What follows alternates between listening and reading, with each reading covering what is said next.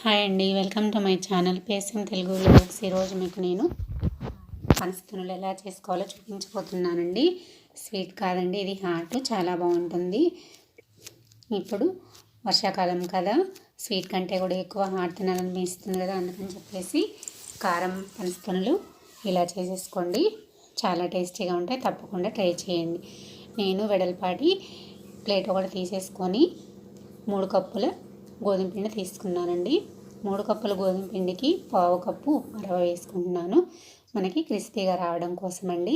ఇప్పుడు ఇందులోకి 4-5 స్పూన్ల నెయ్యిని వేసుకోండి. నెయ్యి లేకపోతే నూనె వేసేసుకోవచ్చండి. ఇప్పుడు నెయ్యి బాగా పిండిలో కలిసేటట్టు ఒకసారి బాగా కలిపేసుకోవాలండి.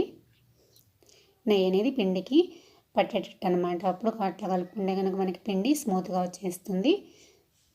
ఇప్పుడు అందులోకి తగినంత సాల్ట్ అండి, తగినంత కారము, మీ టేస్ట్కి తగినంత కారము, వాము పావు టీ స్పూన్ తీసుకున్నానండి. వాముని చేతిలో వేసుకుని బాగా నలుపుకున్నారంటే ఫ్లేవర్ అనేది బాగా వస్తుంది. పిండిలో వాము కూడా కలిపేసుకొని ఇప్పుడు మనం వేసుకున్న ఉప్పు, కారము, వాము అంతా కలిసేలాగా పిండిని బాగా కలుపుకోవాలండి.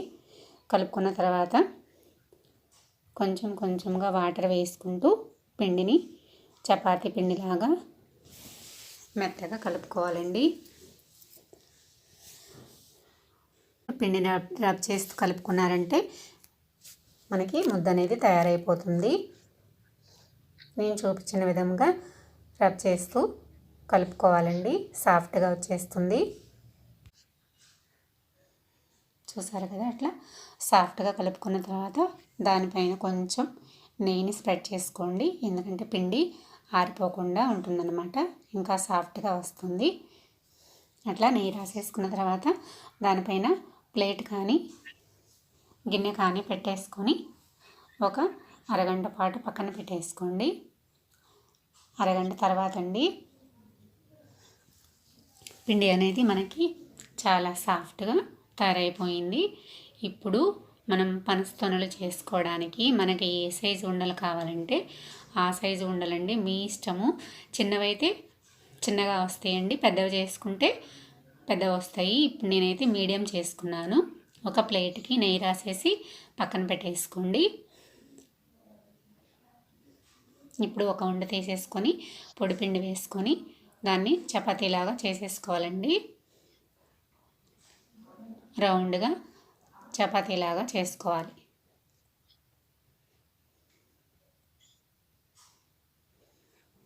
చపాతీ అనేది మరీ మందంగా చేసుకోకూడదండి, కొంచెం పలచగా, మరీ పలచగా కాదు, మరీ మందంగా కాదు, మీడియంగా చపాతీని రౌండ్గా చేసుకోండి. నాకైతే కొంచెం పెద్దదే వచ్చిందండి. చిన్నది కావాలంటే మీరు ఉండ సైజు కొంచెం తగ్గించుకోవచ్చు అనమాట. ఇట్లా చపాతీ చేసుకున్నారు కదా, ఒక చాకు తీసుకొని ఆ చివర ఈ చివర కొంచెం కొంచెం వదిలేసి ఇట్లా నేను చూపిస్తున్న విధంగా మధ్యలోకి లైన్స్ గీసుకోండి. చపాతీ కట్ అయ్యేలాగా లైన్స్ లాగా చివరి వరకు కట్ చేసుకోవాలండి. నీట్గా జాగ్రత్తగా కట్ చేసుకోవాలి. కట్ చేసుకున్న తర్వాత అటు చివరి నుంచి ఇట్లా మడుచుకుంటూ మధ్యలో దాకా తీసుకురావాలండి. ఒకవైపు నుంచి మొత్తం మడిచేయకూడదు, ఇటు చివరి నుంచి కూడా మధ్యలో దాకా మడుచుకోవాలండి. నేను చూపిస్తున్న విధంగా మడిచేసుకొని అటు చివర కొంచెం ప్రెస్ చేయండి, ఇటు చివర ప్రెస్ చేయండి. అప్పుడు మీకు అట్లా చేయడం వల్ల ఊడకుండా ఉంటాయి అన్నమాట. చూసారు కదా, అన్నీ చపాతీలాగా చేసేసుకొని ఇట్లా చేసేసుకోవాలండి. ఇవి ఒక ప్లేట్లోకి వేసేసుకోవాలి. ఇదే ప్రకారం అన్నింటినీ పిండి మొత్తాన్ని చేసేసుకోవాలండి. చూసారా, నేను రెండోది కూడా చేసేసాను, చాలా బాగా వచ్చింది కదా. ఇట్లానే మీరు కూడా అన్నింటినీ చేసేసుకొని ఒక ప్లేట్లో పెట్టేసుకోవాలండి. నేనైతే పిండిని అంతా చేసేసుకున్నానండి. చేసుకున్న తర్వాత ఒక కళాయి పెట్టేసుకొని అందులో ఆయిల్ అండి సరిపోయినంత ఆయిల్ వేసేసుకొని కాగే వరకు ఉంచి కాగిందో లేదో చూసుకోవడానికి ఒక చిన్న పిండి ముద్దను వేసేయండి. పైకి తేలితే కాగిపోయిందండి. ఇప్పుడు పనసతొనలన్నిటినీ మనం చేసుకున్న వాటిని ఒక్కొక్కటిగా నూనెలో వేసేసుకోవాలండి. నూనె బాగా కాగిన తర్వాతే వేసుకోవాలి. కాగకపోతే సరిగ్గా రావండి, గట్టిగా వస్తాయి.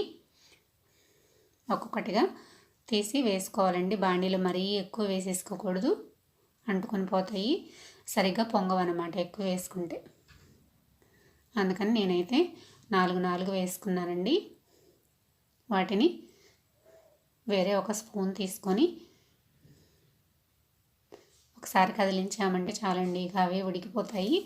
ఇప్పుడు స్పూన్ తోటి తిప్పేసుకోవాలండి. ఒకవైపు నుంచి రెండో వైపుకు తిరిగేసుకున్నామంటే పై వైపున కూడా బాగా ఉడికిపోతాయి అన్నమాట. అట్లా నేను చూపిస్తున్న విధంగా తిరిగేసుకోండి. గోల్డెన్ బ్రౌన్ కలర్లోకి వచ్చేంత వరకు ఫ్రై చేసుకొని వాటిని తీసేసి ఒక ప్లేట్లోకి పక్కన పెట్టేసుకుందామండి.